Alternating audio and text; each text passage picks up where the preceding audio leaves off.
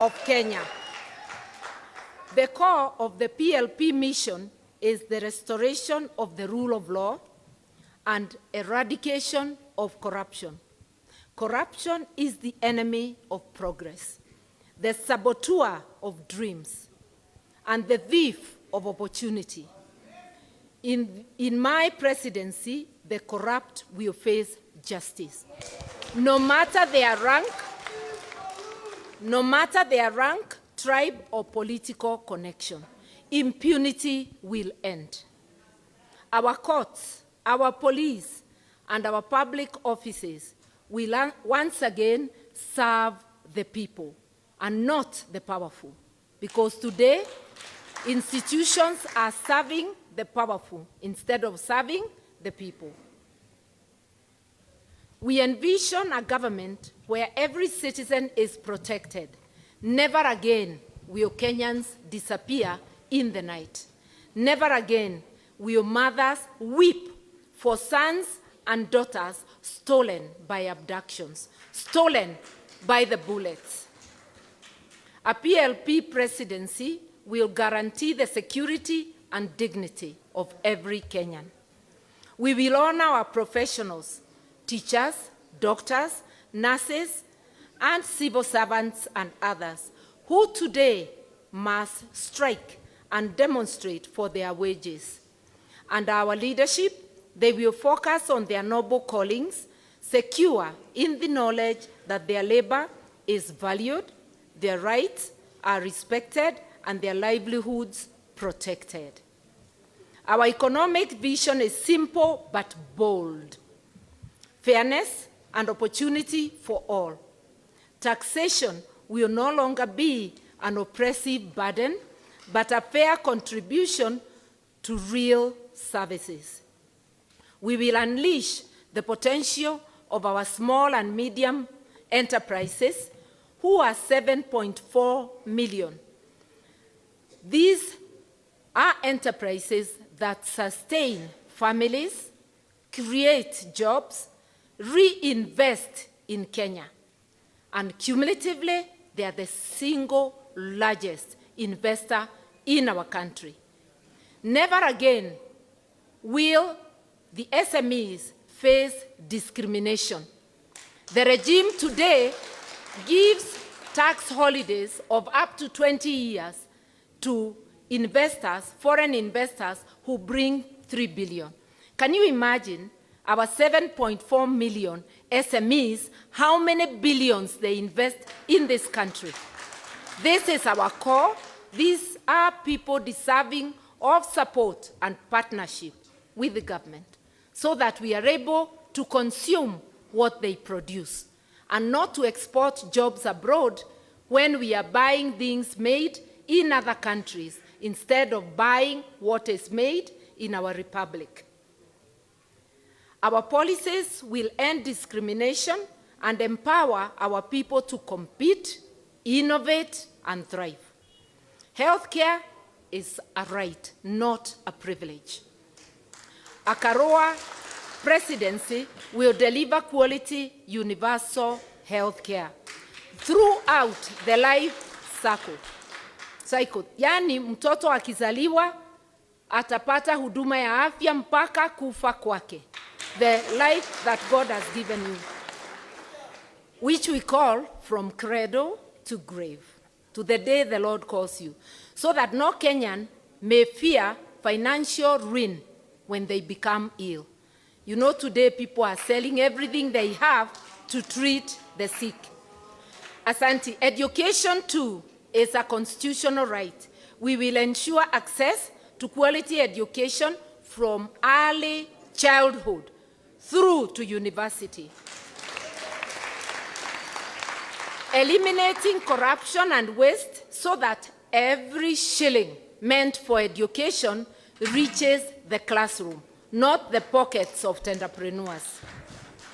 Agriculture, the heartbeat of our rural communities, will be revived by providing farmers, especially small-scale farmers, with credit, markets, and technology. We will transform subsistence into abundance. Food security is not just about survival. It is about dignity, prosperity, and sovereignty.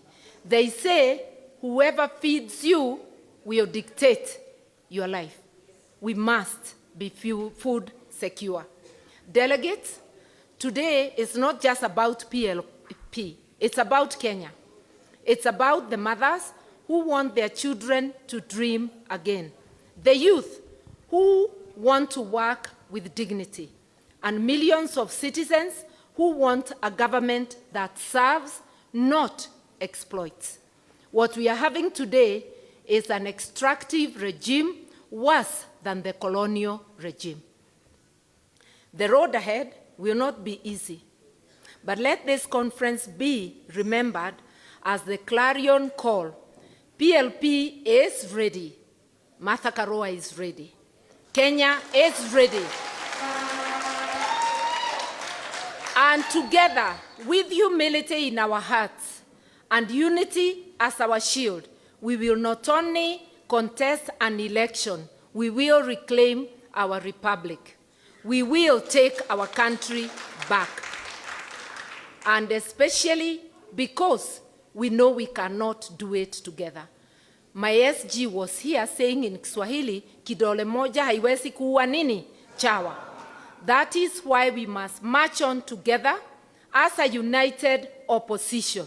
We have promised ourselves with my brothers here that each one of us will grow their candidature as a presidential candidate, but at the end of the day, we will subordinate our ambitions to the for the interests of Kenyans.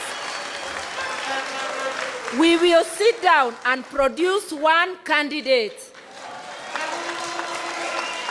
Na tukija kwenu mashinani, for all the 6 seats, we will find a formula, a fair formula, sio ya kurukia, to find a single candidate for all the 6 seats. We are one people, one purpose, one term.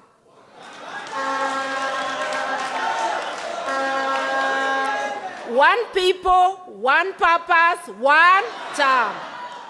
Na ndivyo wengine wasifikirie one term ni matusi. I stand before you to tell you that we must demystify power. In Kenya, in East Africa, and in Africa, people get to power and they refuse to leave power. Martha Karua, yours truly, is seeking a single term, one term. I believe that in 5 years it is possible to lay a foundation. Nobody will ever finish the job of making Kenya prosperous. You lay a foundation and you wait for the next team to come and further that. So I want to open by saying I will be seeking one term. One people, one purpose, one term. Wewe unakatalia kwa kiti, ukitafuta 2 term tukisema 1 term, ujue hapa Kenya tutaanza mvumo wa one people, one purpose, one term. Na sio matusi, na kwa hivyo mimi nitakuwa naomba only one term. Na tujue keki ya Kenya haijagawa na mama, na vile mama anajua kugawa. Chakula kidogo, mama anagawa, kila mtu kwa nyumba anafanya nini? Anapata. Keki ya Kenya inatakiwa igawe na mwenye kugawa mpaka kila mtu apate yake. No more exclusion. Mama atakuwa with one people, one purpose, one term. I want to profoundly thank my brothers. Thank you all for attending, and especially also the delegates of the People's Liberation Party. May God bless the People's Liberation Party, the united opposition, and the Republic of Kenya. One people, one purpose, one term. Asanteni sana. Unite, liberate. Asante sana. When people who are determined to oppress group or regroup, then people determined to liberate must regroup. And that is why all Kenyans of goodwill must join hands. We must push back and get our rights.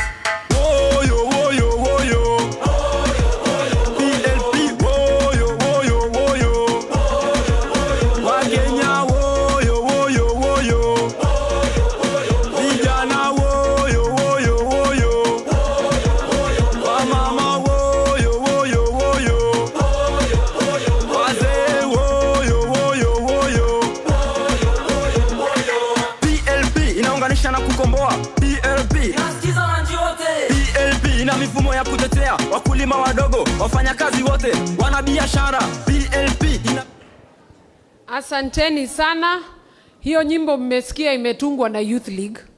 Walitoa nyimbo ya kufukuza kasongo na ndio nyimbo ya People's Liberation Party, na kutakuwa na nyingi kwa sababu PLP tunasema kuzungumza si lazima kuzungumza kizungu ama Kiswahili. We can do it through art. And I thank the Field Marshal and the Youth League for that beautiful song, and I hope you will play it at the end. It is my honor and duty once more to thank all of you for coming to today's NDC and to remind Kenyans that our vision for a better Kenya starts today to liberate this country. It is quite sad tukiona the political terrain in our country is no longer conducive for Kenyans. Hatuna SHA, healthcare imeanguka. Juzi tumekuwa na shida, umeona Haiti. It is sad, and especially for us as the People's Restorative Justice Commission, to see a vulnerable family crying that wamekuja kuambiwa mtoto wao amekufa, wakisikia kutoka rais mwenye alichukua usukani wa serikali ili aweze kulinda nchi. So as the People's Restorative Justice, a formation from the opposition, we say hatutapumzika because justice must be given to those families, and we say that the law must be followed to the latter. Kwa hayo machache nimesema Jumatatu tuna kazi, sio? Tunaenda kuchukua nini? Tunafanya nini? Hiyo kura tuchukue, tutembee nayo, kwa sababu hao watu hiyo kiburi wako nayo ni kwa sababu wanafikiria watakaa milele. Na tumesema leo ni one term na tutaendeleza hiyo one term, na ni ukweli vile party leader amesema sio lazima tukae pale milele. Ndio maana PLP tumeanza mfumo pia kwa vyama vya kisiasa. Tusiwe na watu wanakaa miaka nenda miaka rudi. Ukiserve term yako kama party leader, nondoka, achia wengine pia wafanye yao. Lakini hatuwafukuzi. Mnakuja pale eminent person, mnatushika mikono na tuendeleze chama. Kwa hayo machache ningependa kumrudisha kinara ili aweze kukaribisha vinara wa upinzani ili waweze kuongelelea masuala ambayo ni muhimu kwa taifa la Kenya. Asanteni sana. Asanti sana SG. Sasa nimwite rafiki yangu na mmoja wa wageni wangu mashuhuri leo, the Honorable Linturi.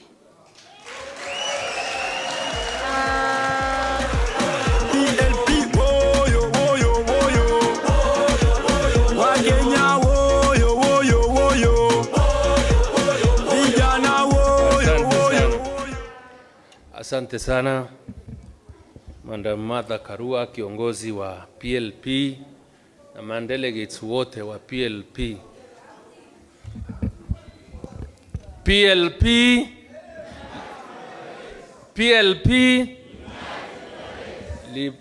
Unite, liberate.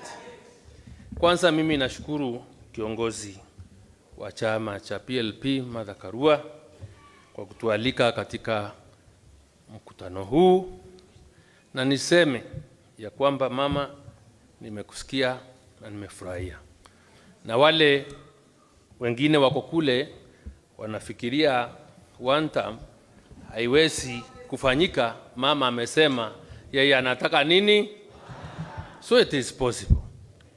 But let me state very clearly, as the National Organizing Secretary of the DCP Party, tukiongozwa na kiongozi wetu wa chama Mheshimiwa Rigathi Gachagua, we are very committed we are very committed to making sure, because we know our strength is our unity, and because we know that the country is bleeding, and because we know the only way to liberate Kenya is by us coming together, we as the DCP party will work very closely.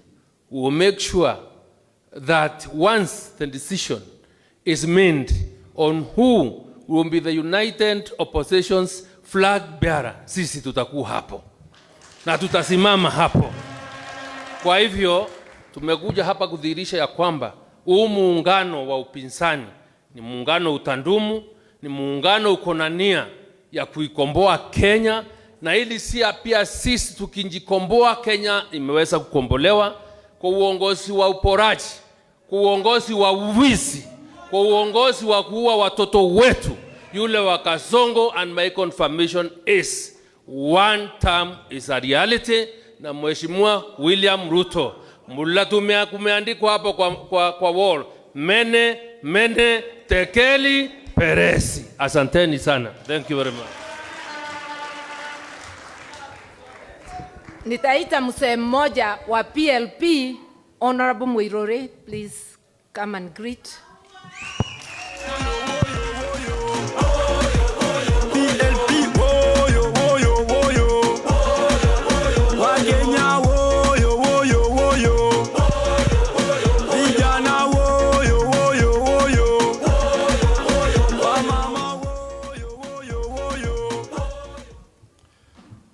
Mheshimiwa Martha Karua, our leader in PLP, wageni wote wetu ambao mimi nawajua, tulikuwa na mzee Mheshimiwa Kalonzo Musyoka bunge, Wamalo tulikuwa na ndugu yako mkubwa kijana wa Malwa, rafiki yangu sana. Tulikuwa na JB Muturi bunge pamoja. Karibuni sana katika mkutano wetu wa leo, na tumefurahi sana. My name is Mheshimiwa Patrick Mwiruri, na mimi nilikuwa mbunge wa Gatudo North miaka 10.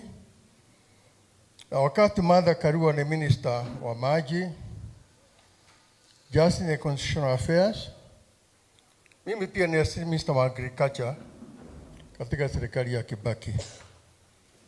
Na tumekuwa pamoja na yeye all the way through mpaka wa leo. Hatuwezi kuachana. Umesikia vile amesema, tunakubali sisi wote kwamba nyinyi viongozi ambao mko hapa, we beg you to remain united. The country is bleeding. Hata huyo mtu anatawala sasa, naitwa Ruto, tulikuwa na yeye bunge miaka 10. Na mimi namjua. Na tulijaribu kuwaambia watu, huyu mtu hapana mtu mzuri. Huyu ni mtu mbaya sana. Tulijaribu sana. Sasa watu wamejionea. Na hakuna mambo ingine. Simple. Nyinyi watu mshikane pamoja na msiwachane hata kidogo. I remember towards the year 2002, tulienda Nakuru, Lake Nakuru Lodge. Tulikuwa tunatafuta ni nani atakuwa flag bearer wa opposition. The late Mwai Kibaki was there with his lieutenants. Mimi nilikuwa mmoja wao. Charity Ngiru alikuwa hapo na lieutenants wake. The late kijana wa Malwa was there with his lieutenants. Na tuliongea sana. Dakika mwisho tukasema Kibaki iko na kura ya kutosha. The late kijana wa Malwa akasema, mimi am surrendering my rights kusimama uchaguzi. Kaunga Kibaki mkono. So what I'm advising you, I'm telling you as one of the elders, that when you sit down, we will be there. Ukisema ni Kalonzo, iko na experience ya kutosha. Mimi namjua sana. Ukisema ni Martha Karua, iko na experience ya kutosha. Mimi najua sana. Lakini for heaven's sake, namuomba msiwachane. Asante sana. Thank you. Muniruhusu, I now go to the principals, and the principals are free to recognize members of their delegation. I have friends in their delegation, namuona nyote, but allow me to leave it to the principals. Let me go to them directly. And I will not begin in any order, it's just how they are seated. My friend, I call you Mr. Speaker, but it is none other but the Honorable Justin Muturi of the Democratic Party. PLP, woyo, woyo, woyo. Wakenya, woyo, woyo, woyo. Vijana, woyo. PLP, Unite, Liberate.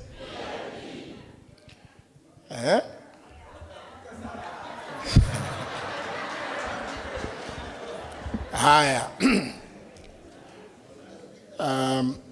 My sister Martha Karua, the leader of the People's Liberation Party, who is our host today, my dear brothers, party leaders, Honorable Stephen Kalonzo Musyoka, Rigiji. You know, I think you may have to do some deed poll. My good brother and friend, Eugene Wamalwa, members of parliament here present, because I have seen a number here, including former members of parliament, delegates wa PLP. Nataka kuanza na jambo fupi sana, kwamba sisi kama United Opposition are happy to be here with you to prove to the country, because we've been seeing a number of doubting Thomases making claims about the place of the United Opposition. Our presence here is testament that we are here for the long haul.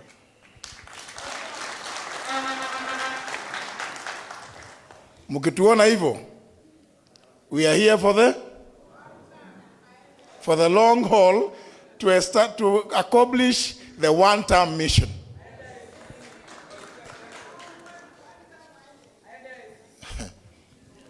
Na mimi kama vile the SG Asha amesema hapo awali, the United Opposition gave us some responsibility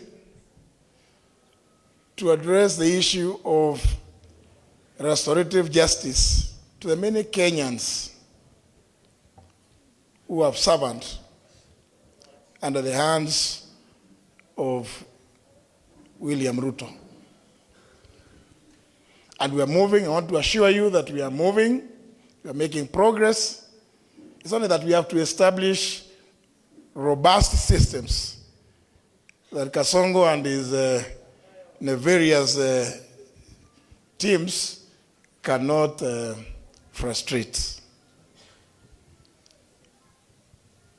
Because we do not believe that those mothers, fathers, brothers and sisters who today, up to now, do not know where their loved ones are.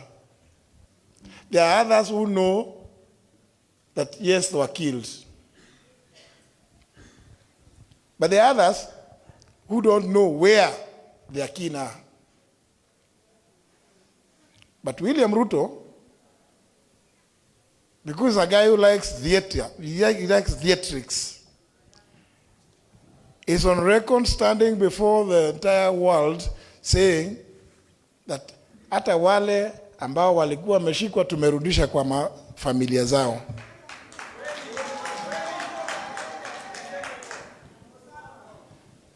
tukamuuliza kama umewarudisha unajua pahali walikuwa. Kwa hivyo unajua ni nani alikuwa amewashika. Na wale ambao wameua, wewe unataka tu kwa sababu hii one term, I've always continued to add, Ruto, you must answer for these crimes. It cannot be business as usual. We must make it absolutely clear to anybody and every Kenyan, no matter what station of life you may be, no matter what office you hold, that you cannot take away human life and fail to account. You must be held accountable. Na ndio tumesema, na watu wanaona kama mzaha, and I like what my good sister mother said, we must restore the rule of law.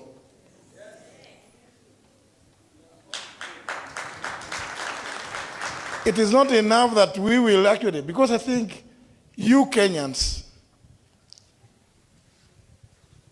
what I've heard Patrick Mururi, PK, we used to call him PK Mururi, Mheshimiwa, say, if you see any of us,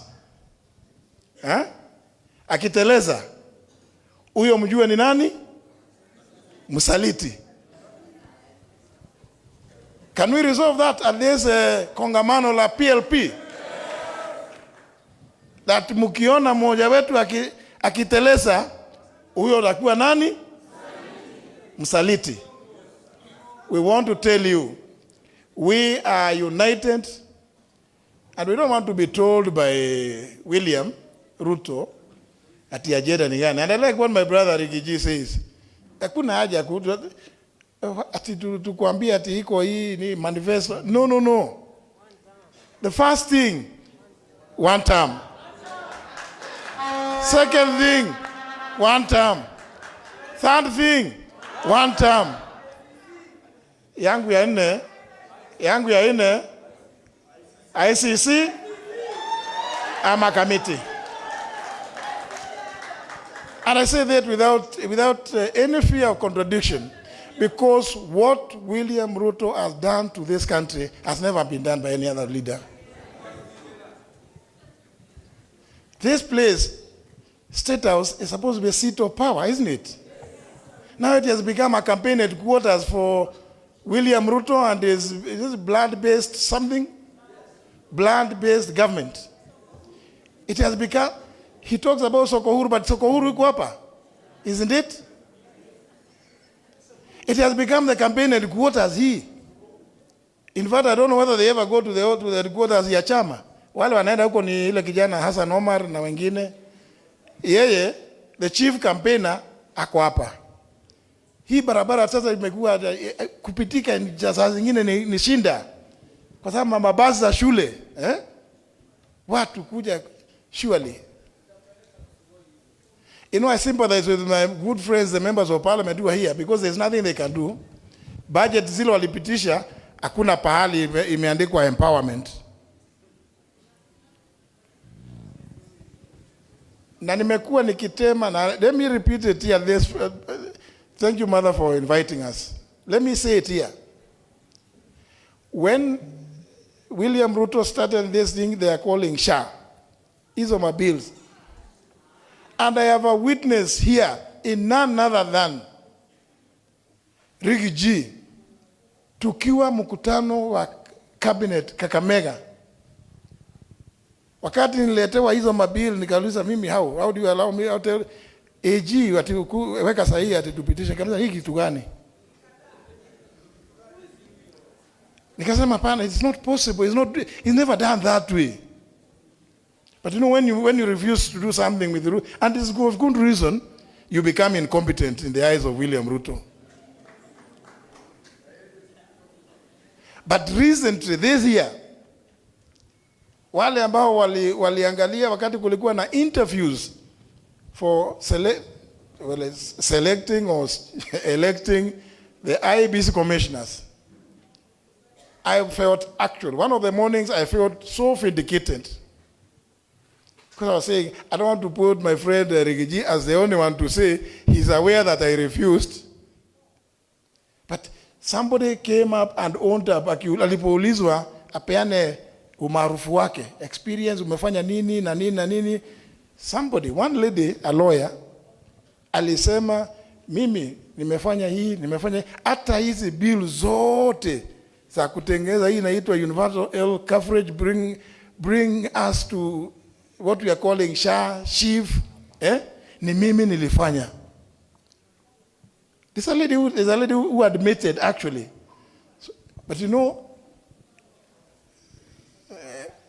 I'll tell you, because anyway, I'm not the one who said it. She said it. Alikuwa anaulizwa experience ya ile kazi amefanya. Surely, the things that William has committed this country to, through that SHA, absolute nonsense. And many of these things are things that he does for purposes of optics. Hata hiyo siku hiyo alisema, no, JB unajua iko hii, tuliambia watu tutafanya hivi na nataka kwenda iko na mikutano huko Kamega, lazima niambie watu, tunaanza universal health coverage. But you know, unaenda kudanganya wananchi for no reason at all. Nimesikia kijana mmoja amesema ni wa kutoka kwa ni 49th girl child ya Wanga. Hao ndio mkutano walikuwa naenda kuambiwa tunawaletea universal health coverage, and there was nothing at the time. Mimi nimekataa, nikasema hizo bill ziletwe kwangu. They were never brought.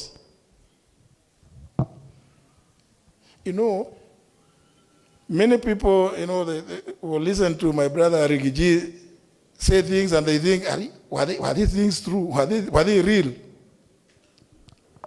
I stand before you as a witness.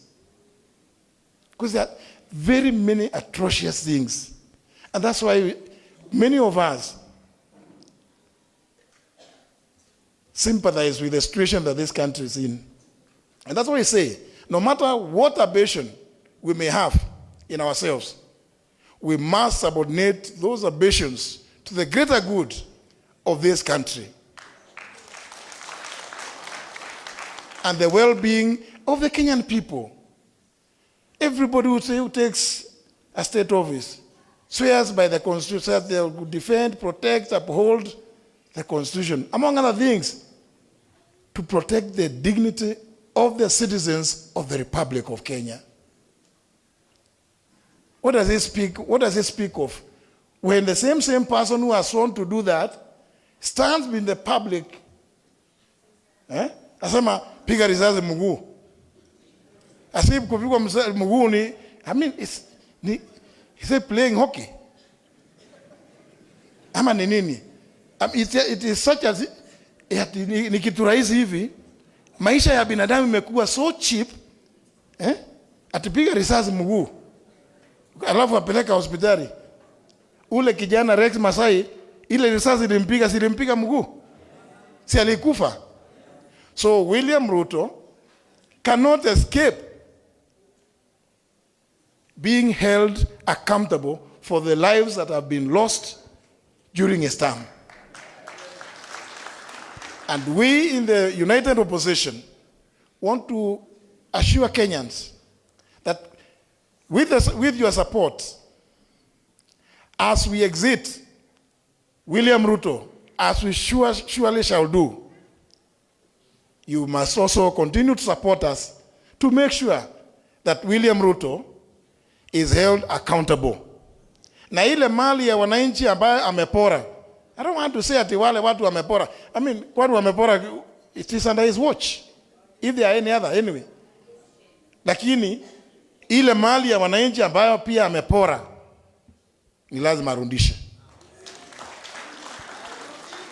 And I always, there's something I like reminding, because I'm very happy that, you know, my sister, mother, all remembers that thing.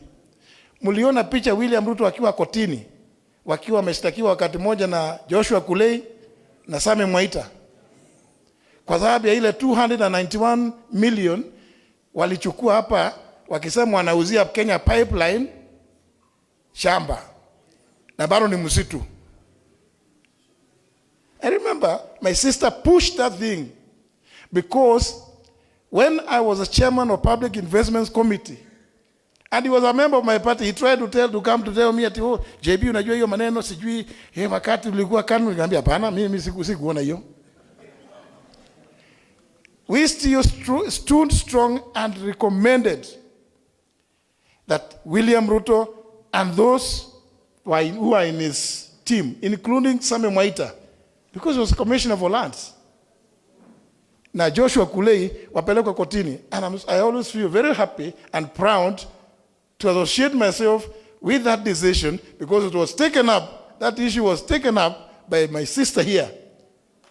And she always pushed. So when we stand here to tell you, ati ile amepora, lazima tuwarudishie kwa sababu ni yenu, na hao wenye ameua, he must be held accountable, whether locally or internationally, we mean business. I want to thank you. I want to stop at that point, but still congratulate you for holding your NDC, and congratulate my dear sister, mother, and say, we've heard you, and we've heard you loud and clear. Na tumesikia mambo yale mother ametuambia, what her presidency would entail. Simumesikia? It's exactly the same thing that we in the opposition want to see. And therefore, we must remain united. Thank you very much. God bless you. Asante sana, JB. Asante sana, kinara wa DP, a witness to the atrocities being committed by one William Ruto. And now, without much ado, I'll call my younger brother and friend and party leader for DAPK, Honorable Eugene Wamalwa.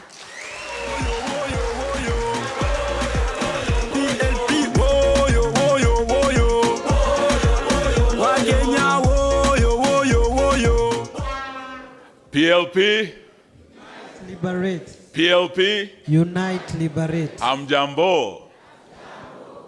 Asanteni sana kunipa nafasi hii. May I start by congratulating my big sister, Martha Wangari Karua. I'm told the delegates of PLP today met at the historic Ufungamano grounds, and you endorsed the Honorable Martha Wangari Karua to be a presidential candidate. We are here as witnesses, and we have heard her speak that she is ready to be the 6th president of the Republic of Kenya. And we are here to say congratulations. But also congratulate PLP. We were with you in February when you rebranded your party. We were at Liberation House, you remember? We want to thank you for choosing this site, because Ufungamano is a place of great history. And journeys that have begun here have ended up forming government. The Honorable Patrick Muiruri, my friend and the friend of my late brother Kijana Wamalwa, told you they met in Nakuru. He was there with Kibaki, my late brother Mike and Gilu. What he didn't tell you was that from Nakuru, they came to Ufungamano. This is the place where they announced the formation of the NAC government. They say sometimes history repeats itself. I want you to remember this day when we formed the next government, and we are just across that fence, in that house, after one term, ya huyo mutu, You remember that journey began where? Here. And it began today. So we are very, very honored to be here with you. And I want to say to my big sister, I was honored by the Democratic Action Party to take up the flag bearer into the next race. And today, seeing the PLP giving you that honor, may I say to you, it's just not an honorable thing, it is also a very onerous task you have undertaken. To lead this great party into the next presidential election. But we are here to tell the members of the PLP party, Martha Wangari Karua will not walk alone. We will walk with her. We are here to tell you that unity is not an option. It is an imperative of our time. And we are going to make sure we stay united the way you saw us at Liberation House in February. Si umetuona bado tuko pamoja? Hii safari iendelee isiendelee? Urafiki huu uendelee usiendelee? Sisi tumeamua tutatembea pamoja vile mmetuona hapa hadi mwisho, hadi tuhakikishe one term has happened na mtu amerudi sugoi. We also want to assure you that the woman you have chosen as your leader and flag bearer, I have met great women in this continent who became president. I met President Sall of Ethiopia. I met President Salif of Liberia. I met President Joyce Banda of Malawi. And I have met President Samia, our neighbor here from Tanzania. I can tell you today, Martha Karua is not just qualified like those daughters of Africa. She is more than qualified to be the next president of the Republic of Kenya. And today, I think we're witnessing the history as that journey begins. But also, she has said to you that if from this team she is granted that opportunity, she will be not just the flag bearer of PLP, she will be the flag bearer of the united opposition into that election. And all of us gathered here today will be ready to support her 100% if she is picked as our candidate. She has also said that if there's another one who is picked, she will be behind that person. This is the only way we are going to remove William Samoei Ruto, through unity of purpose. And through the words of one great leader, Professor Saitoti, who once said, there comes a time when a nation is more important than an individual. A time is coming when it will be a sacrifice that we must make, kukomboa Kenya hii. Kenya will be more important than our personal ambitions. This team gathered here today has made that decision, that we will bear any price, any burden, make any sacrifice to make this a reality and to make William Ruto a one-term president. Are you ready? Yes. I've heard your SG, my good friend, remind you the 29th of this month will be a very important day. I see very many Gen Zs in this hall. Gen Z mupo. You have a date with destiny on the 29th. That day is very important. Saying one term alone is not enough. Getting out, getting IDs, registering as voters beginning 29th Monday is the only way we are going to make one term a reality. Are you ready? Sisi tuko tayari, tutatembea pamoja. For William Ruto, we watched him speak at the UN, and he was very passionate about Haiti. Today, Kenya knows there was something fishy about the Haiti mission. Kalonzo Musyoka and I were the first ones to question the legality of that mission, because this government went against court orders that declared the Haiti mission deployment unconstitutional and lawful. They went ahead and deployed irregardless. That baby has become an illegitimate baby. William Ruto was left holding that baby alone. I watched the American President Trump speak about many issues of global importance and of importance to America, and Haiti was not one of them. Why did William Ruto go out of his way, commit our troops, and commit our resources? Over 2 billion shillings, taxpayers' money, went to this mission. Over $200 million US given by the American government has not been accounted for. Today, that mission comes to an end. We are asking, and not asking, we are demanding that William Ruto does the honorable thing. As this mission ends, because it's ending, let him bring our officers back home. Let the United Nations take over and put in place a peace force that is multinational, that will take that mission to a new level. But even if they do that, there must be a proper forensic audit of that mission, because we believe William Ruto and his cronies, kuna pesa wamekula kwa hiyo mission. Mnakubali afuatwe? So as the united opposition, we are not going to let it lie. We will follow it up on the behalf of the people of Kenya. To the families that lost their dear ones, and we went to Kajiado to bury one of the young people. 3 of them, William Ruto himself acknowledged, passed on. We want to pass our deepest condolences to them. And as we move forward, this team is ready for the job you are going to give them. Martha Karua was my predecessor at the Ministry of Water. The water reforms she brought in Kenya today is what has put Kenya on the global map.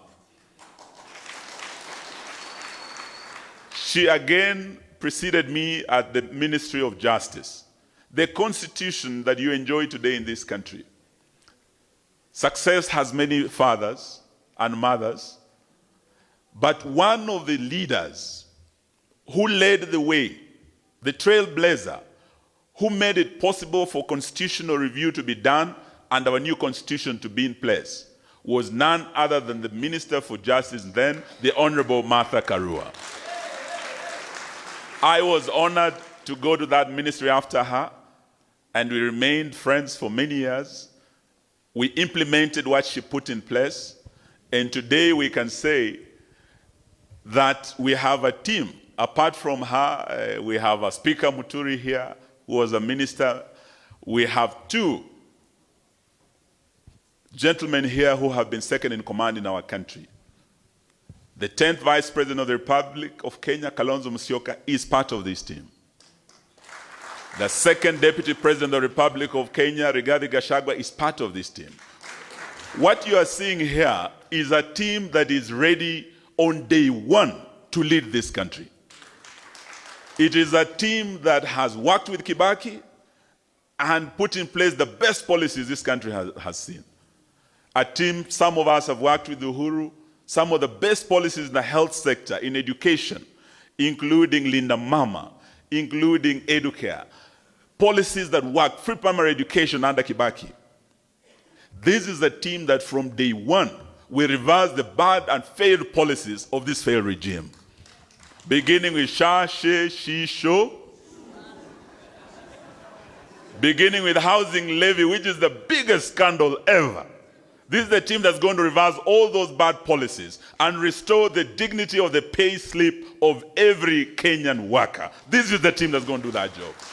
So we ask you to work with us, to walk with us, to support us, and it is my pleasure to say to my big sister, Hongera, and to say to her also, 1 term is not a bad thing. Kuna watu wa William Ruto wanafikiria tukisema 1 term tunamkosea heshima. Hapana. Ukienda Malawi, si Rais Chakwera amepewa 1 term, si ndio? Wiki hii, juzi, Malawi wameamua. Because Chakweranomics failed, just the way Rutonomics has failed Kenyans. Na wamemwambia aende asiende. Ukienda Liberia, George where nomics failed. Just the way Rutonomics have failed Kenyans. Huyo jamaa wa Liberia alikuwa the same age as Ruto. Aliambiwa ni one. Good luck Jonathan kule Nigeria. Aliambiwa ni one. So Ruto tukikwambia one term, Wakenya wakiamua itakuwa one. Ama mnasemaje? Na mimi nakubaliana na Martha Karua ya kwamba hata sisi tunaochukua tusikue kama huu jamaa anaisi lazima ikue 2 term. Nimesikia wengine ati hata wanaweza badilisha katiba ati ikue 24 years kama ya Daniel Toroitich Arap Moi. Jamani, mtakubali hiyo jamani? Nilisikia jamaa anaitwa Faruk Kibet anasema ati hata mkicheza watabadilisha katiba. Sisi tunawaambia haiwezekani. One term is asante, Mungu awabariki. Thank you, my brother Eugene. One nation, one purpose, one term. Asanteni sana. I will now call my political twin, His Excellency Kalonzo wa Musyoka. PLP, woyo, woyo, woyo. Wakenya, woyo, woyo, woyo. Vijana, woyo, woyo, woyo. Wow. Wow. PLP. Liberate. Tuungane tujikomboe. PLP. Tuungane tujikomboe. Sounds wonderful. Well, our sister Mother Wangari Karua, my colleagues Rigiji, I seem to agree with our friend JB. I am, as a senior counsel, I can do the deed poll to get Rigiji as the name. Our brother Eugene, delegates wa PLP, yetu tu ni wakupongeza, ni kuwapongezeni kongamano hili mahala hapa pa historia, fahari kubwa katika ujenzi wa taifa letu, na vile vile kugharamia hata safari ya kuhakikisha kwamba tumepata katiba mpya, ufungamano, na hata leo tumekuja kufungamana. Wangapi wako tayari tufungamane? Wakenya tufungamane. PLP, unite, liberate. Kabla sijasahau, kuna wengine, Mother had given us that leeway to introduce some of the members that are accompanying us. I want to recognize some who are Wiper Patriotic Front. Already, nitaanza na kijana Kamau Mbiu. Kamau Mbiu, Gen C. Tuko na kijana Muriuki Ndwiga, is our Deputy Organizing Secretary. Ako wapi Muriuki? Ako kule. Tuko naye vile vile mama wakili Degwa Njiru.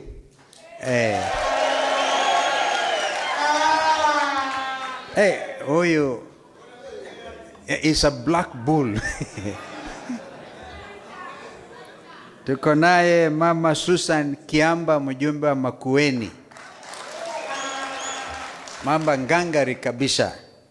Tuko naye vile vile mheshimiwa mbunge wa Embakasi ya Kusini, mheshimiwa Mawadhe.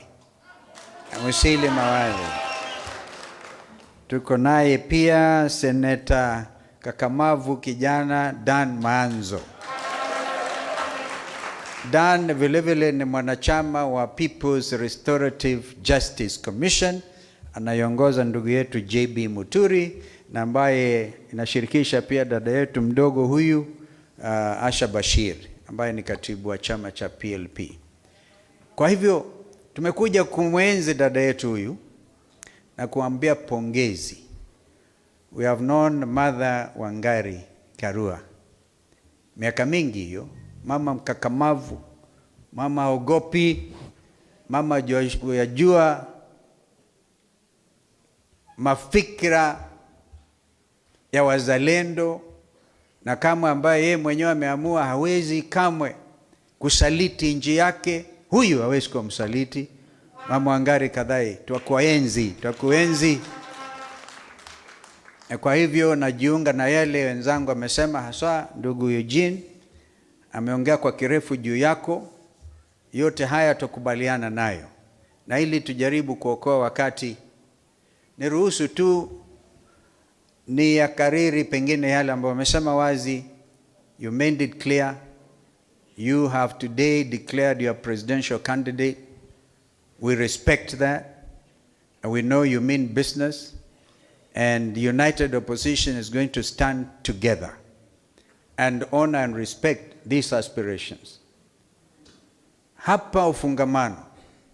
Safari ikianza, basi hatuna budi ila na sisi tuamue kwa kauli moja kwamba kamwe hatutarudi nyuma.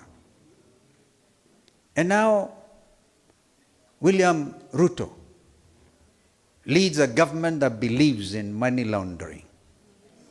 Money laundering to the extent that our country now is listed in the grey list of countries that even sponsor through money laundering excesses like terrorism and other things. Grey listed. Now amebuni tabia nyingine. Instead of money laundering, and I've watched him at the UN, he's now doing reputation laundering. Waniuliza hicho ni nini hicho? Reputation laundering has everything to do with doing things that will enhance your reputation. Well, you don't mean it. A good example, William Ruto anasema yanayofanyika kule Sudan. Women are abducted, they are raped, wanapigwa na magoons, talking to the world about Sudan, while back at home is doing exactly what he's talking about. In other words, he wants the world to believe that this is a man who stands for human rights, but at home he's doing the opposite. What do you call that? Reputation laundering. But Kenyans know better. Na ndio watamweka one. Yaani nyinyi mnaamini? Mko tayari kweli? Kama mko tayari, tusimame tumshangilie dada yetu Wangari Maathai. Give you a minute.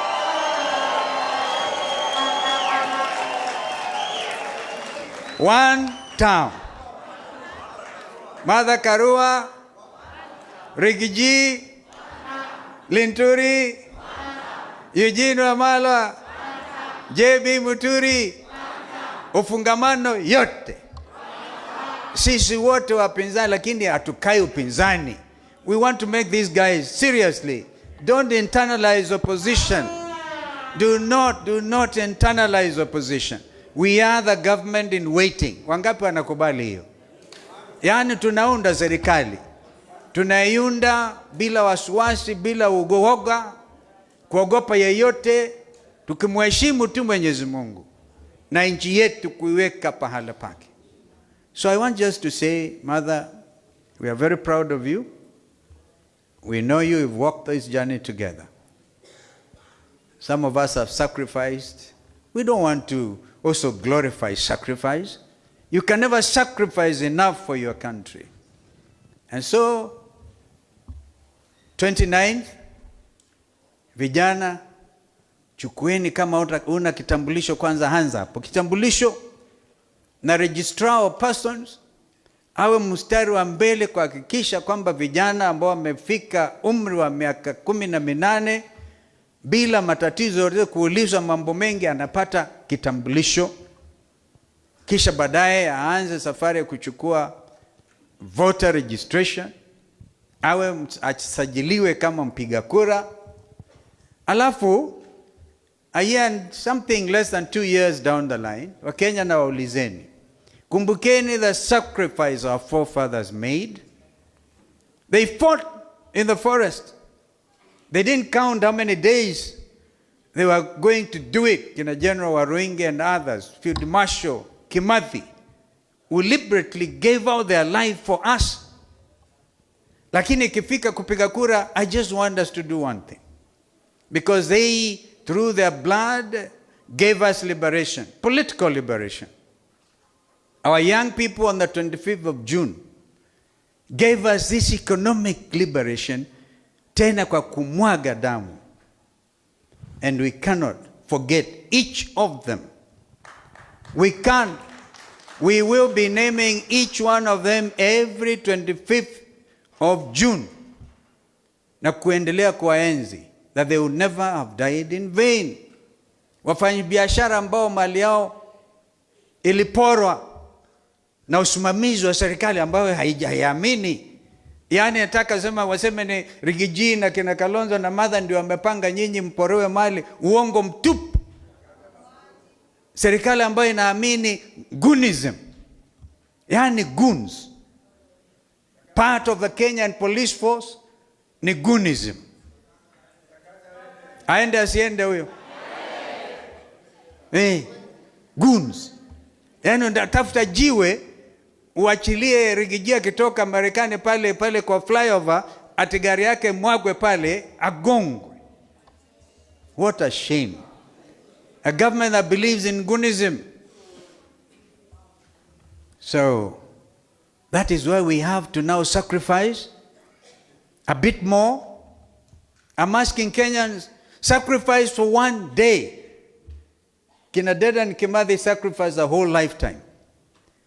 Whether it will be the 9th of August, I'm not quite sure the date, those who do better calculation can tell us, or whether it is 11th of August 2027, amkeni mapema. Sacrifice one day. It will be worth sacrificing, particularly everybody who knows that their pay slips have been raided by this overtaxing regime. And we have made it clear what we shall do. Yes, even as we make it our business to make our agenda item number one term for William Ruto and his cartel, we also must also tell Kenyans what we shall do. Executive order number 1, number 2, number 3, number 4.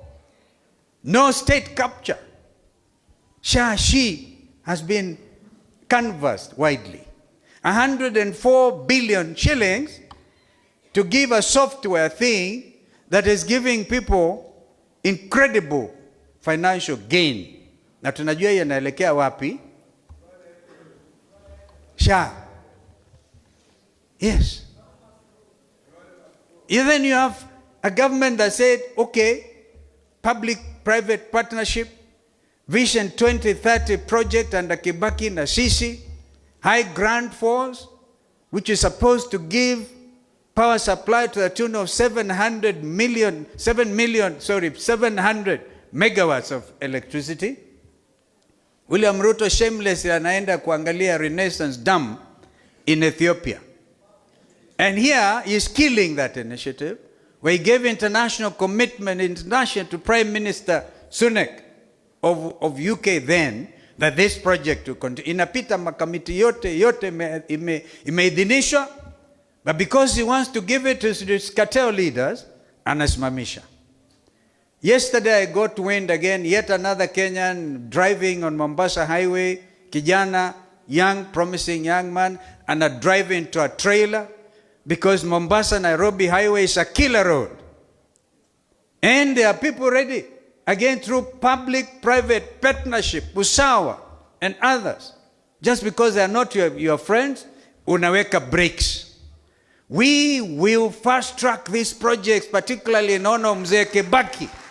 We will fast-track them. We know what we shall be doing. We know our country. We know the disadvantage that we have been taken through. But this is your day, Mother. It's not my day. I'm only your twin. And I've come here to tell you, get at it, keep at it, together.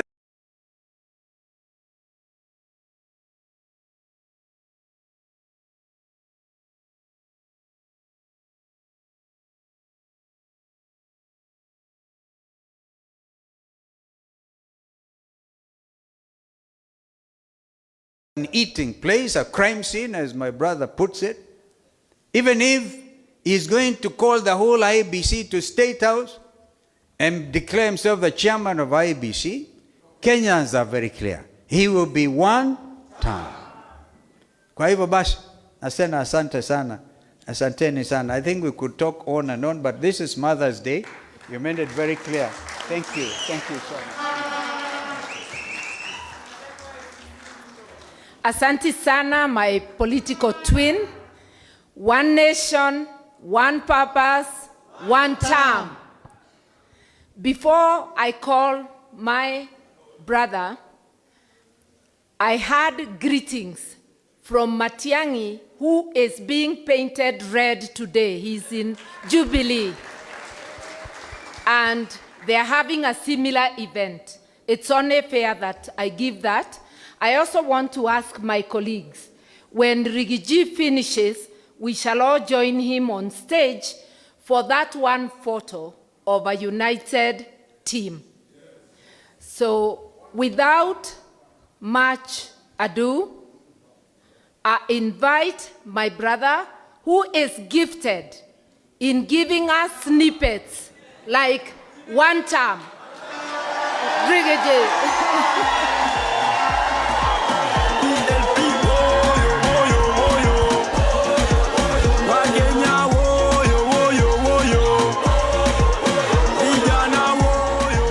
Thank you. Asante sana. Thank you. Please be seated. Thank you. Asante. My sister, the party leader of PLP, the Honorable Mother Wangari Karua, the Iron Lady of Kenyan politics, and the newly unveiled presidential candidate for 2027, fellow party leaders, and distinguished guests of this great congregation, PLP, Unite Liberate, hi cousins, hi cousins, cousins hi, shemeji hi, hi bros, hi sis, asanteni sana. Thank you very much. Let me take this opportunity on behalf of DCP and our supporters across the country, congratulate the Honorable Mother Karua for having been given the green light by her party to be a presidential candidate in the forthcoming general election. Pongezi, my sister. And let me say we are very happy because we now know a good leader is available to lead the country. The Honorable Mother Karua has incredible credentials in matters governance, democracy, justice, and studying family for the people of Kenya. Her stand cannot be compromised by anybody. If there's one leader I believe in this journey, because this journey is difficult. Many will fall by the wayside. Many will be bought. Many will be compromised. Many will waver. But I have no doubt in my mind, like every other Kenyan, Mother Karua will go to the end to liberate this country. We are therefore very happy that her party has endorsed her as a presidential candidate, and as she has said, she has already started convincing us to think whether she can fly the flag. And we are saying women are great leaders in this country. And not just in politics, in every sector. In business, in agriculture, in church, in all spheres of influence. Our women have proven that they can be trusted with leadership. They are passionate and they mean well for the people of Kenya. I'm sure everybody knows Mother Wangari Karua, if elected president of Kenya, she cannot steal from the people of Kenya. I don't think Mother would ever order for people to be shot in the leg. I don't think Mother Wangari Karua, as a mother, grandmother, can order for the killing of Gen Zs. So we have a great leader, and the people of Kenya have a choice to make. Let me say, let nobody worry that Mother here is a presidential candidate, Kalonzo Musyoka is presidential candidate, Rigiji is presidential candidate, Eugene Wamalwa is presidential candidate. As the Honorable Mother has put it, let everybody go and mobilize for votes. Go and sell your candidature, sell your vision, and convince Kenyans that you can be president. And then when we sit, as it has been very well explained, we want to assure the people of Kenya that we shall sacrifice. We shall make whatever sacrifices necessary for this country to make sure, under whatever circumstances, we have one presidential candidate to face William Ruto. My sister, I want to assure you, if you convince us, I'm sure you can, that you are the right person. I'll campaign for you the way I campaigned for William Ruto. Yeah? I and my supporters will rally behind you. And we will do it the way it has never been done before. And I and my supporters are ready to support anybody whom we agree is the one to face William Ruto. And I would do it very happily. I only have one disappointment in case I'm not chosen. Just one. Just one disappointment. I will miss the opportunity to face William Ruto in the presidential debate. Hiyo mtu tukikutana kwa debate nitamkaanga, lakini that's the only disappointment I would have. But otherwise we'll be available to do what we must do. Isn't it? Let's be watchful and very alert. William Ruto knows his goose is cooked. He knows joint opposition will send him home by 10 a.m. And he has embarked on a very serious scheme to divide the opposition. Be alert. You'll see the next several days the kind of schemes he is having. Creating confusion in the opposition, buying people, dividing others. Let Kenyans stay alert. Luckily for us, Kenyans are very intelligent. They'll know. When they see a mole, they'll know. When they see somebody being used to divide the opposition, they'll know. Let Kenyans be alert. But for us here, we must stay together because Kenyans expect no less. We cannot fail this country, because if we did and this guy came back, there will be no country here. Isn't it? All public resources have been looted. State House is a crime scene. Money for capitation is what is being used to bribe people in State House. Money for SHA is what is being used to bribe people. Even this Haiti thing, William Ruto cannot go to the UN to talk about criminal gangs in Haiti when we are having criminal gangs here in Nairobi and in Kenya being accompanied by police to terrorize Kenyans. William Ruto has turned to use of criminal gangs to harass opponents, to disrupt meetings. During Sabasaba, criminal gangs under police supervision were burning supermarkets. They were stealing from people. In Kikuyu police station, where courts of law were torched, the Inspector General of Police went there with CS Murkomen, and 11 police officers were promoted on merit for having allowed and supervised the burning of the courts by gangs. Yeah? So there is no way he can go to the UN and pretend that he is very concerned about criminal gangs in Haiti, when in this country he is using criminal gangs to terrorize Kenyans. The last time he had a tour of Nairobi for 6 days, He was walking around with gangs. Goons are the ones who are accompanying the president. I even saw somewhere when unveiling a housing program, he actually introduced one of the goon leaders in Nairobi and gave him the presidential microphone to talk to the people. That's how low we have sunk as a country.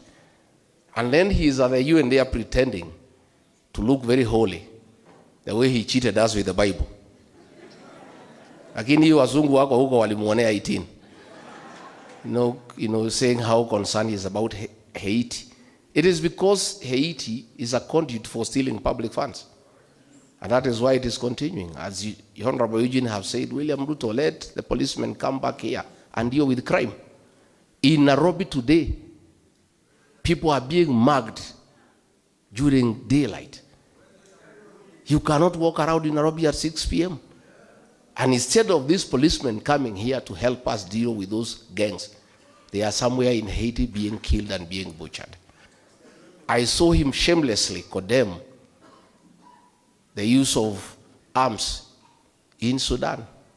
Yet everybody knows he is the one who is doing business with Hemeti and exporting guns to Sudan to kill women and children.